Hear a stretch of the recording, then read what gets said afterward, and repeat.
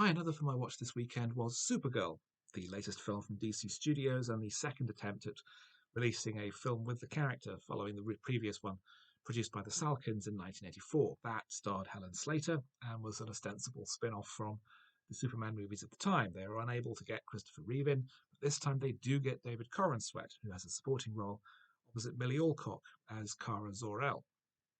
She is ostensibly based on Earth, but celebrating her birthday week has gone off into space with Superdog Crypto, basically going bar hopping on various planets where she doesn't have superpowers. She's powered by Earth's yellow sun, so visits various planets where they have a red sun so that she can feel the alcohol better.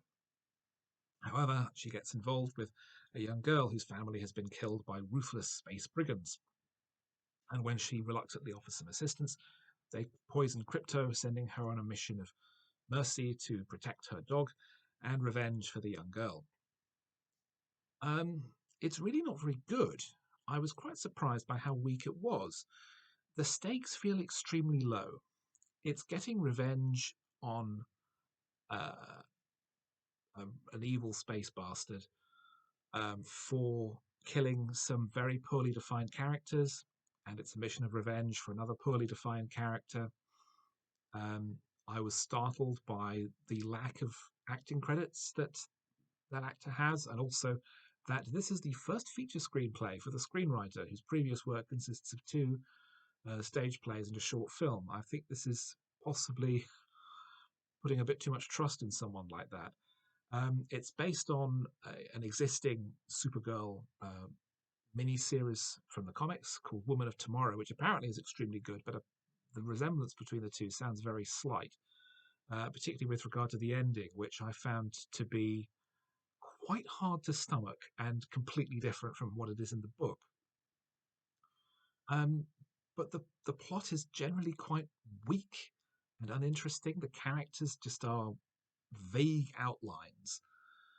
Alcock herself is fine, but the character is never really given anything particularly heroic to do. I can understand that that's a deliberate choice to make her less squeaky clean, to make her less of an obvious heroic character than her cousin Clark Kent, which is deliberately contrasted in their scenes together. But it makes her less interesting and less sort of easy to root for.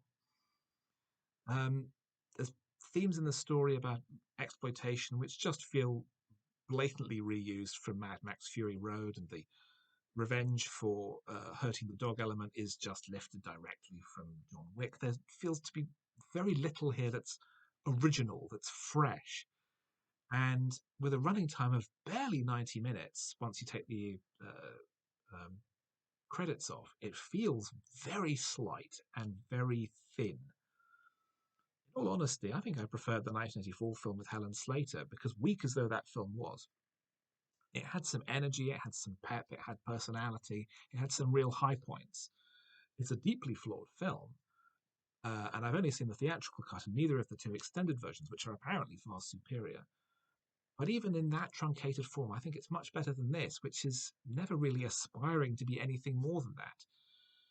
I think it probably gets the characterization of Kara much better. The original, she's a bit weedy, she's somewhat naive, and there's scenes of her frolicking with bunnies and horses, which just feels patronizing. We don't get any of that kind of silliness here, but instead, Kara's written as much more of a ladette character, which I feel is like a stereotype at the other end of the seesaw. It's a weak film with a weak script, and it's very disappointing that it comes from Craig Gillespie, whose work on Cruella, of all things, the the punk 101 Dalmatians spin-off no one ever asked for, wound up being one of the best films of its year. This is not. It's a big stumble from the DC universe now that James Gunn is in charge, and it does look increasingly likely like they can now only do decent DC products when he's got his name on them.